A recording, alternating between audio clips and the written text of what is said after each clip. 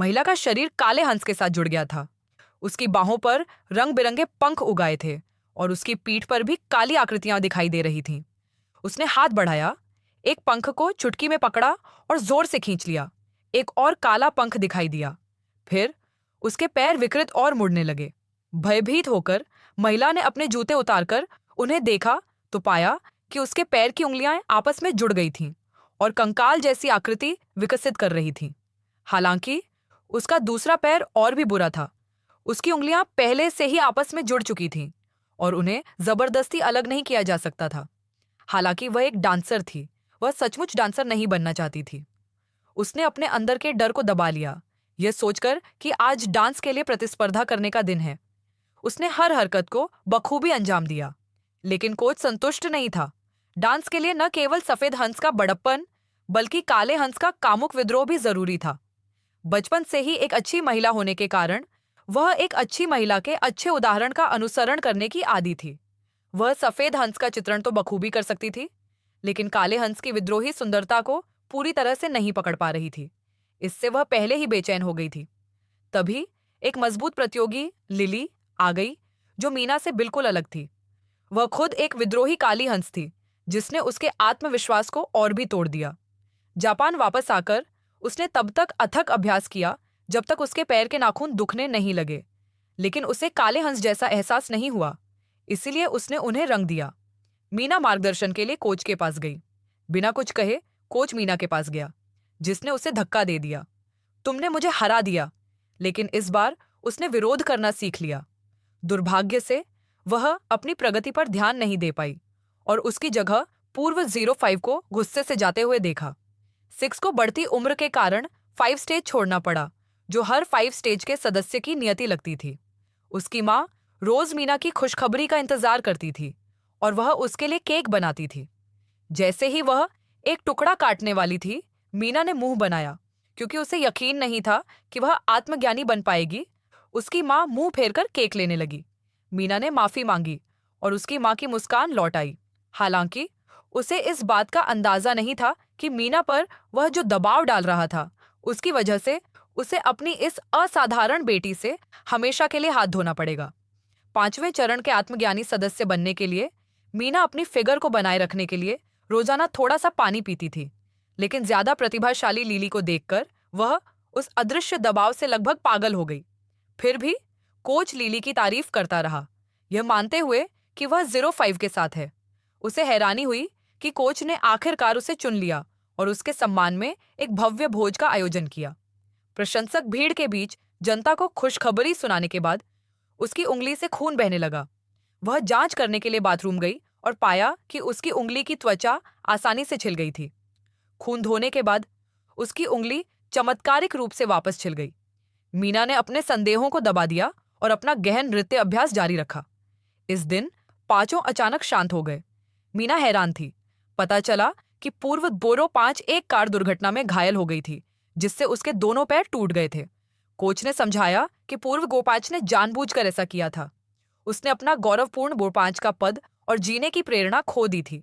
दुर्भाग्य से वह मृत्यु को प्राप्त नहीं कर सकी, केवल विकलांग और सुंदर बन गई। इस विनाशकारी आघात ने उसे अपनी खोज पर प्रश्न चिन्ह लगाने पर मजबूर कर दिया।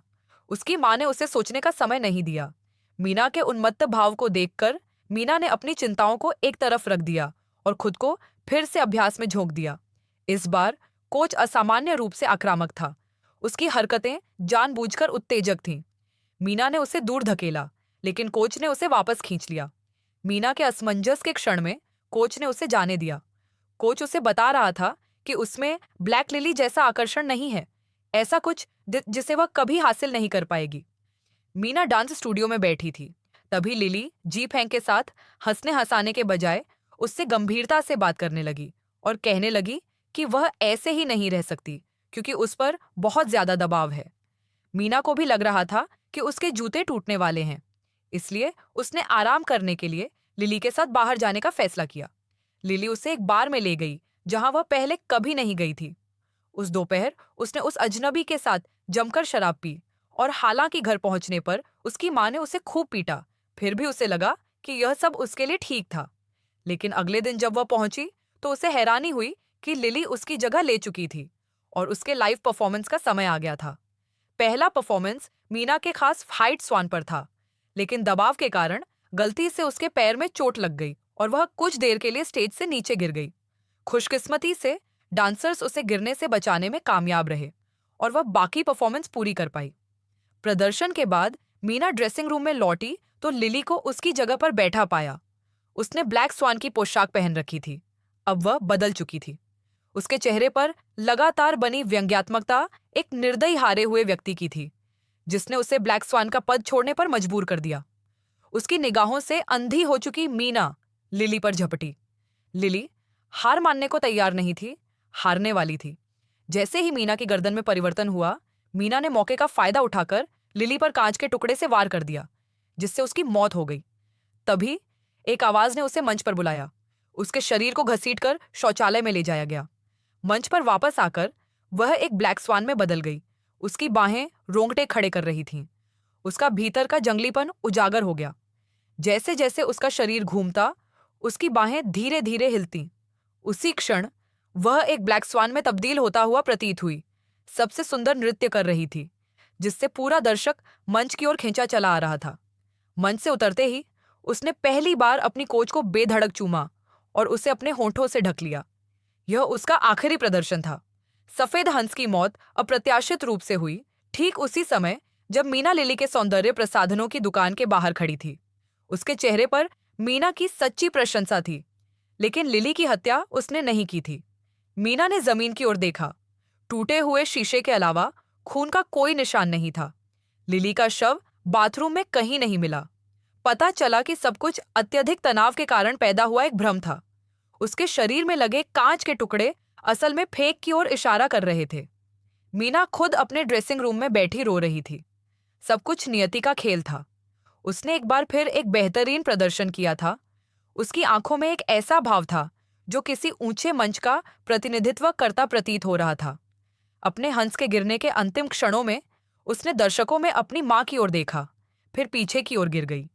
सभी ने प्रदर्शन का उत्साहपूर्वक स्वागत किया।